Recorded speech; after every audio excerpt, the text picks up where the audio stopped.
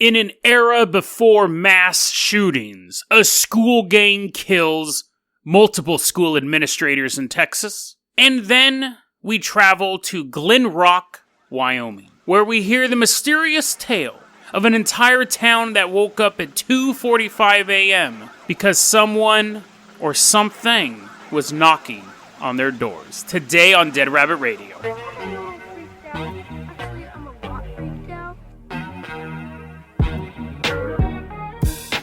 Hey everyone, welcome back to another episode of Dead Rabbit Radio. I'm your host, Jason Carpenter. I'm having a great day. I hope you guys are having a great day too. However, I have some bad news. And the interesting thing about bad news is you never really appreciated life before the bad news. 9/11, for example. We didn't know, Generation X, we didn't know how good we had it. We had great music, great movies, great television. We had it all. And then we were attacked. Terrorists took down the Twin Towers, 3,000 casualties. And we look back and we can see a clear line, demarcation, I believe is another word I can use. Could be using it incorrectly. So, anyways, there's a line there. Pre 9/11, post 9/11. We just had another event like that. We will always remember the times before this. The Halloween on 2019, October 31st, 2019, will forever be known as the last holiday before Baby Yoda. Prepare for the next 10,000 Halloweens, the rest of our lives at least. Baby Yodas. Every baby is going to be dressed up. I am so thankful that we got to experience just one last Halloween. One last Halloween before The Mandalorian came out. It's Baby Yodas all the way down. It's going to be so many dads, maybe some moms dressed up as the Mandalorian, or he'll be the Mandalorian and the mom will dress up as Kara, the drop trooper. Baby Yodas. So many Baby Yodas. And we will, as an entire species, remember the good old days. When people dress their babies up as corn on the cob, or bunnies, or princesses, it's nothing but Baby Yodas. And I know what you're thinking, Jason, you're doing a bit, and it's barely funny. This is no bit. This is serious, guys. This is DEFCON Yoda Green. I think we should just cancel Halloween at this point, before it gets too out of hand. Let's go ahead and move on with our first topic here. Finally, we're moving on to our first topic. We are headed to Texas. Houston, Texas, to be specific. The year is 1983. So put on your cowboy hats. We're walking around Texas. Got a cowboy hats and a big old cowboy boots. And we're going to high school. So we're also now de-aged. We're teenagers. So we walk into high school. We're walking around. And I'm going to try out for the football team. I don't know. You go to the science lab or drama club or whatever. I'm at the football. I've ditched you. You're like, hey, dude, I want to listen to your podcast. I'm all running. Yay. I'm young again. I'm doing cartwheels. I can never do a cartwheel. Now I'm trying out for the football team, and you're like sitting in the bleachers, and I'm just yelling the rest of the story. And as I'm talking, and you're like, what? I can't hear you. Over the sounds of testosterone. All of a sudden, an announcement comes over the loudspeakers. This is your principal speaking. Everyone hide somewhere. Go, run. We're like, ah! Hurry up, go. They're coming. And then we hear like the microphone is what it's called, go out. We're like, we're running across the football field. Nowadays, we would assume, like a school shooting is happening, right? But back then, 1983, that really wasn't a thing. I mean, it was when that dude climbed up wasn't that in Texas too? The guy with the rifle who was shooting kids at, this episode's well researched. What was that guy? He's real famous. Not Lee Harvey Oswald. He was the guy, I know a bunch of you guys are yelling right now. He was the guy who climbed the clock tower and like shot like a bunch of dudes. Anyways, that's not the point. So as I'm standing in the football field trying to remember this guy's name, everyone else has run off in a panic. And you're like, Jason, doesn't matter. Just run. I'm like, what is that guy's name? Maybe I should look it up. The point of this segment is not to do with that guy. The point of the segment is this. In 1983, around January 1983, the schools of Houston, Texas were plagued by a street gang that was killing school administrators. Principals were getting killed left and right. This gang may kill you, but you could avoid them. If you wore blue, you were spared. Or, if you wore blue, you got killed. So now you don't know what to do, right? Depending on the school, you gotta wear blue to be protected. Or, if you wear blue, you're a target. Sky blue, to be exact. You just can't wear, like, a other blue. Sky blue. You would know this gang, though. See, they had their colors. They'd wear black jackets. Wait, no. Depending on the school, sometimes they would wear sky blue clothing. Wait, no. This other school, they actually didn't wear any clothes, or didn't wear any shirt, I guess. They wore pants, but their body was painted sky blue, which would honestly be the worst gang ever. One of the advantages of being in a gang, well, modern gangs especially, is you have colors that you can fly very, very quickly and discreetly in the right areas. So this gang, though, they're just painted blue. So if a cops are driving on the street and they're like, be on the lookout for this gang, and they see a bunch of blue people, blue man groups standing on the corner, they're like, there they are. They're leaving blue hand paint everywhere when they're running. They're like, ah. So, who are these guys? Even though each school had a different description, a different way how to avoid getting killed by these guys, some people said that they showed up at your house. Some people said that they beat you up in the bathroom, killed you in the bathroom. Everyone agreed on the name of this gang. They were called the Smurfs. These guys were the Smurfs. It was a street gang that actually existed in Houston, Texas. And they pretty much, there was about 50 members, 50 people got arrested for petty larceny, stuff like that. But the legend grew that the Smurfs, rumors were going around, they were killing principals. It's not true. Principals who were rumored to have been killed over the weekend had to get on the loudspeaker at their school and be like, attention, class, I'm not dead. I was not murdered by Smurfs. Please calm down. Parents were keeping their kids out of school. They thought they were going to be attacked by Smurfs. I always think it's interesting when this is like an urban legend. We hear all sorts of stories about hitchhiking ghosts and stuff like that. You know what I mean? Like urban, but this is like a urban legend from the streets. And I don't mean that from like a black thing. I mean that like, how many urban legends do you hear that start off in densely packed cities? Usually they're in between the cities, or they're remote stories, or they're in the suburbs. Every so often you'll come across a urban legend that is city-based. We covered one with the bus in Detroit, or Michigan, or wherever that was, that would take away your soul. We had the Decepticon urban legend, and now this one, and I really like the fantasy kind of urban stories that actually take place in an urban environment. So I thought that was interesting. And this is a lead-in because tomorrow we're going to talk about demonic Smurfs. These ones were people who just took on the Smurf name. Apparently huge fans of Peyo. Tomorrow we're going to talk about supposedly real life stories about Smurfs themselves, 3 apples high, appearing in our world and attacking children. But first, I got another story for you. So we're leaving behind Texas, hop in the Jason Jalopy. You know what? I'm going to let you drive this time, too. So I'm going to kick back in the back with my cowboy hat. I got a little piece of wheat in my mouth, saying goodbye to all my high school friends. See you guys later. I'll come back for the homecoming game. And they're like, you don't. You're 43 years old. That's weird. I'm like, I'll see you guys later. We get to Wyoming. It's 2:45 a.m. We're in the town of Glen Rock. Not only is it 2:45 a.m., more importantly, it's February 27th, 1988. This is out of our 1988 file that I've been doing recently. I've been finding some really good stuff. These are supposed to start off to be short stories, but I'm finding some really cool stuff here. Now, Glen Rock, as of 2010, had a population of about 2,500 people. So in 1988, it's going to be less than that. Just to give you an idea of how small this town is. Very, very small town. And it's 2:45 a.m. Ring, ring. Ring. Glen Rock Police Department. Hey, apparently Michael Jackson lives in this town. Hey, I think there's someone outside my house. There's something going on. Can you send someone out? Yeah, I'll get the information. Click. Ring, ring. Glen Rock Police Department. Hey, yeah, I think there's a prowler outside my house. Oh, okay, we'll get your information. We'll send someone over. Click. Ring, ring. Glen Rock, yeah, you gotta get out here. There's someone outside my house. That goes on. Did you like that theater of the mind? Did you feel like you were in that police station?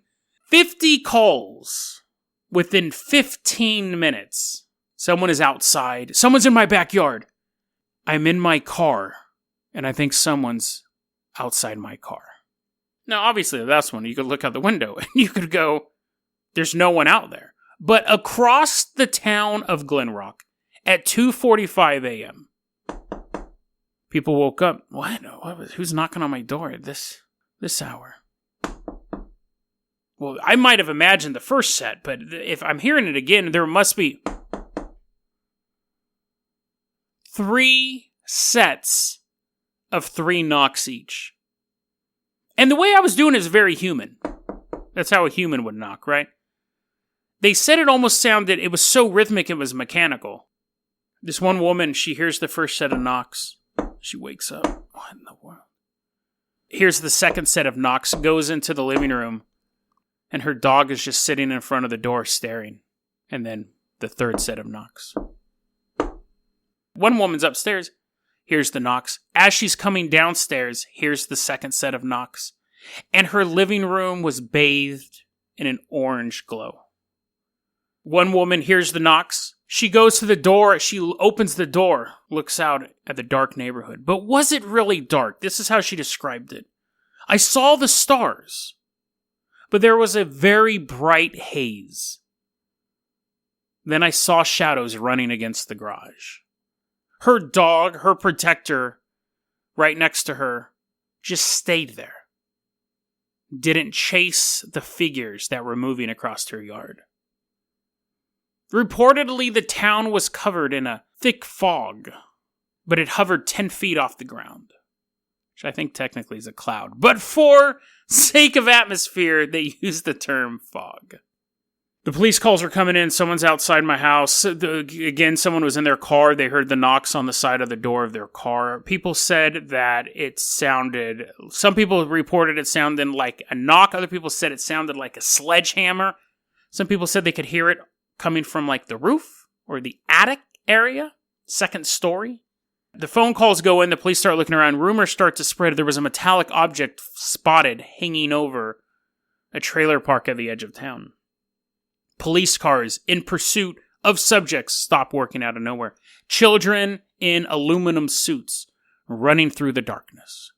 Now, those last 3 weren't reported really anywhere else but one article. And there's not... What's interesting is they say that this was reported in a newspaper called the Glen Rock Independent. But when I looked around, when I was looking this information up, because I had the 1988 file, which is just, if you're not a regular listener to the show, I have a series of stories that all take place in 1988. They're small little paragraphs, and sometimes they're interesting enough that I extrapolate out from them. I had that to go off of. When I was looking for when I was typing in Glen Rock, Wyoming knockings and stuff like that, there's quite a few websites, but they all seem to kind of go back to each other, and none of them I could find was actually showing the exact article. Now, we've done stories where we find articles from 1898, boat crashes and old ghosts and stuff like that, old newspapers. 1988 is not long ago. I was 12 in 1988. That was 30 years ago. I could probably find a physical newspaper from 1988. Go to a library or something like that. So that's not, maybe not physical. It'd be on microfiche. The point is that it's not super long ago. That makes me a little suspicious. Now, this story got popularized by Whitley Strieber. He's the guy who wrote Communion, which really popularized the idea of the gray aliens, of getting abducted and all that stuff. I've never read Whitley Strieber. It's funny, I know of him. He's very famous in the UFO community.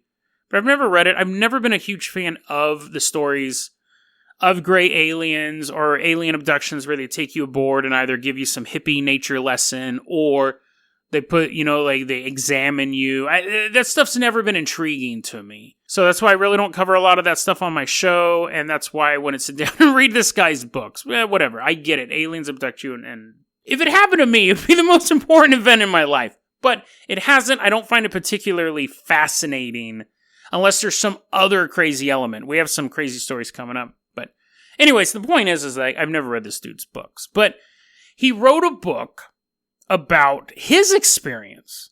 So this is where it gets a little trippy. Now again, let's assume this is true, because it's also possible that this was completely reverse engineered. It never existed, and Whitley Strieber wrote his account of something that happened, but let's just assume that it's real for right now, for the narrative where we're going. Whitley Strieber's hanging out in a cabin. This is after he got abducted by gray aliens the very first time. Very, very popular story. I'm not knocking it.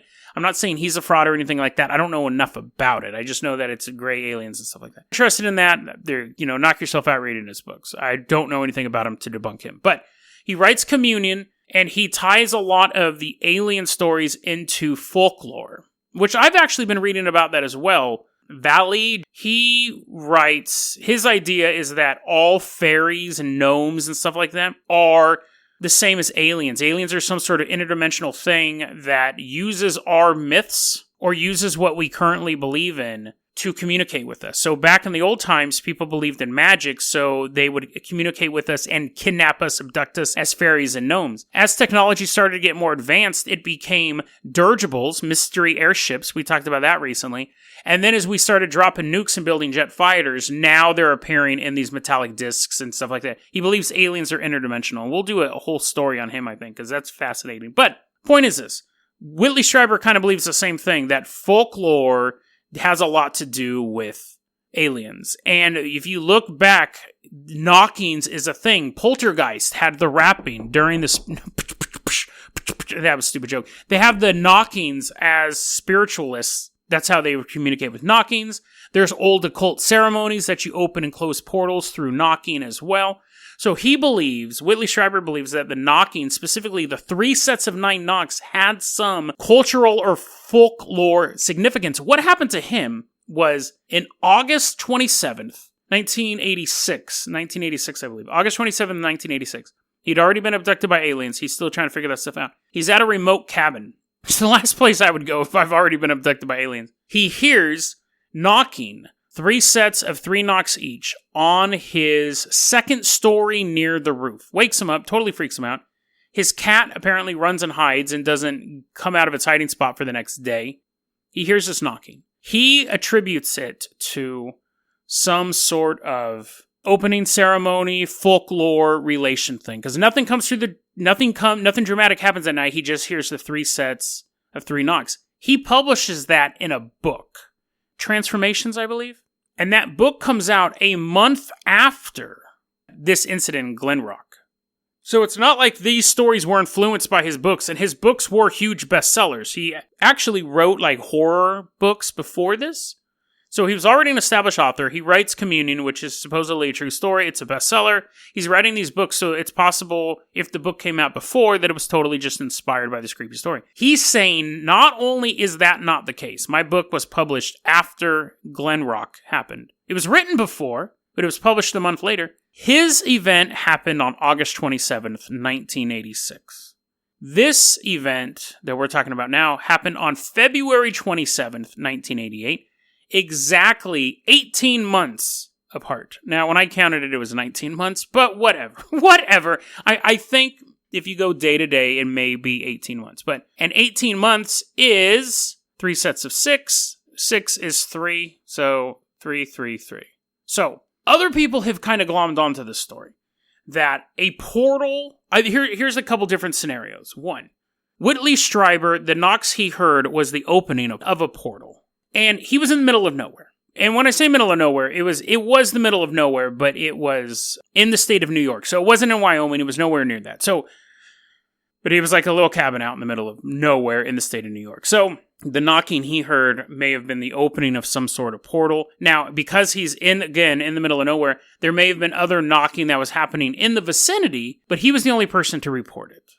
It may be some sort of event, knock, knock, whatever. So you have that theory, and then whether or not it was just his house or the rapping happened throughout the forest, who knows? But 18 months later in Glen Rock, Wyoming, you have this massive amount, and that was the closing of the portal. That's one theory. The other theory is that Whitley Strieber, that was an opening of a portal, and Glenrock was the opening of an even bigger portal. There's been theories that us dropping nukes and experimenting with nuclear technology is what attracted UFOs to the world. I've also heard theories that it could have been Aleister Crowley. It could have been the creation of magic. And it's funny because when we look at the early rocket program, you had that dude, Jack Parsons. Jack Parsons was a rocket specialist and an occultist. He used to run with L. Ron Hubbard, they had this thing where they were trying to get... Did I cover this on an earlier episode? He was trying to, they were trying to get this chick to be pregnant with the Antichrist or something like that, banging this chick. And, L. Ron Hubbard, it was this weird threesome. I don't remember. I don't remember exactly the details. But point is that we had these things coinciding at the same time. So what was weird is you had this dude, Jack Parsons. You had the culmination of human scientific discovery and people starting to open their minds up to magic, to rediscovering magic. Wiccan was becoming a big thing as well. So, is it possible that it wasn't the nuclear weapon testing that made aliens come to us? Is it possible that Aleister Crowley and these people were actually successful and they opened up some sort of portal? That the super bizarre conspiracy theory that aliens are demons from hell may not be that far-fetched. That they may not be this super advanced technological species, but a species, another species, yes, but not just from another planet, not just from another dimension, as Valet would say, but from hell, demons. The knocking of 9 is an occult thing. It's a numerological thing. You can find occult references to 3 sets of 3 knockings. Do these simple little stories put together make us think that yes, all aliens are demons? I don't think there's enough evidence there to support that. I do think that it's a path worth looking into, but I don't necessarily think it is. I think the answer might actually be more mundane than that. And no, I'm not going to be so skeptical that I think a guy was running around Glen Rock, knocking on people's houses and the car doors and stuff like that. Here's the thing. We don't know what Whitley Strieber, sure, got abducted by aliens, but nothing ever happens in a vacuum. I could be abducted by aliens tonight, and they would get wrecked. I would break their bones. But I could get abducted by aliens tonight. That wouldn't mean that all the stories I've ever experienced with ghosts and demons and stuff like that doesn't mean those things never happened, right? Nothing happens in a vacuum, unless it's the vacuum of space and you're on a UFO. I could have ghost stories and see all this stuff and interact with this crazy stuff and get abducted by aliens. It's possible that Whitley Strieber, the knocking on his house, was not an alien at all. He was in a haunted house, right? It's possible. So what does that have to do with Glenrock? Glenrock, now this might not fit so magically, numerically, and things like that, but Glenrock was actually the site of a mass casualty event. No, it wasn't the Smurfs. They didn't attack the school. On September 23rd, 1923, there's a lot of threes there, isn't there? 2-3. And I'm not one of those guys. Also, September's the 9th month of the year. You can listen to countless episodes where I talk trash about people who do stuff with numbers. However, there are some weird numbers in this one. September, 9th month of the year, 9 knocks, 2-3. That we're back to that satanic number 6. 1923, 923. Train is driving through Glen Rock. Now, there was a massive rainstorm for the previous 3 days, and it wiped away one of the bridges over Coal Creek. Now, this train has a bunch of passengers on it. Choo-choo! Going through. Pfft, rain's coming. This is terrifying, and I always hate this image, but the train's coming around the track, and right when you come around the track, that's where the bridge is supposed to be. There were survivors of this incident, and according to them, the train's going at normal speed. It's going 30 miles an hour. And it comes around the track, and that brake is pulled a couple feet before it goes off the rails. Imagine going off a cliff and then hitting the brakes. And again, you could be 10 feet from going off the cliffs and hit the brake. It's not going to do any good. But you still have that natural instinct. The conductor pulled that brake as the train is going into the air. Crashes into the river. It actually digs into the soft silt and the dirt. The water, it's still flooded down there. It had 5 train cars. The first car goes in, just completely destroyed on impact. The next 3 cars pile on top of each other, completely destroying the third car. It's sandwiched in between the second and the fourth car. 5th car is kind of off somewhere. They have to start rescuing people. A rescue train shows up. I didn't even know there was such a thing. It has a big siren on it. But it's not any louder than the train itself, so it doesn't really work. Rescue train shows up. They have to throw a rope over this raging river, and people are having to climb. Just passengers on a train. This isn't Sylvester Stallone's Cliffhanger. They're not going to the Alps. These are just normal people, and they're having to do hand over hand over this raging river. to get... One guy was carrying a baby. It was nuts. But anyways, 66 passengers are on this train. 30 dead. Now again, not a huge fan of numerology because you can bend them into anything, but there's a lot of 3. So what does this have to do with anything, Jason? Well, what if this was just ghosts? Instead of aliens, instead of it matching up 18 months from Whitley Strieber's thing, what if Whitley Strieber's thing wasn't some sort of portal? What he experienced was ghostly activity. And what these people in Glen Rock experienced was ghostly activity. There's no proof that there was some sort of metallic object over the trailer park, the car shutting down. We don't know any of that stuff. Aliens, when we look at stories of aliens, has there ever been a time where they've done anything like this before either? That's something else we should look at. Basically harass an entire neighborhood. But there are times where ghosts have done this. Maybe not an entire neighborhood, but there are definitely times where ghosts have done knocking. That's very more... If you said you heard an unusual knocking in your house, would you... If you had never been abducted by an alien or never seen a ghost, but every night or once a week or whatever, you hear 9 knocks, would you, based on your mythology, would you base that on ghosts or base that on aliens? If Whitley Strieber had never been abducted by an alien, he would have assumed that was a ghost in his attic. And Whitley Strieber's the one who really talks about this story in Glenrock. So it has an alien haze to it. But it's possible that it's just ghosts. Assuming that story's true at all. It's possible that it's not aliens, but something more mundane in the sense that it's lost spirits from this train crash. It's some sort of passing of spirits. That's why there's so many of them, because so many people passed. It's funny to say that ghosts make more sense than aliens, but I think in this case it does. Obviously, if you see like a metal disc flying through the sky and a bunch of aliens jump out of it with power rifles, you're not going to go, I wonder where all those... I wonder if anyone's died here. Is there an Indian burial ground? That would make you think they're aliens. But again, that's the mundane answer, ghosts. Whitley Strieber and others have the answer of aliens. But the answer may lie somewhere in between. No, not ghost aliens. So it's a gamble. When you wake up later and you hear that first set of knocks, it's a gamble whether or not you open that door. If it's a ghost, what's the worst it's going to do? Knock your pots and pans around, make you lose a couple pennies, hide under your bed. If it's an alien, you may get abducted. You may get put back in your bed after a good night's sleep and a head full of false memories. But you don't know until you open that door. Because it could be a ghost that wants vengeance, that doesn't want to stay invisible and hide, but wants a new body to commit evil acts. Or it could be an alien that has no intention of returning you to your bed, or even to Earth, but turning you into some sort of experiment. No one will ever know what happened to you, but you won't know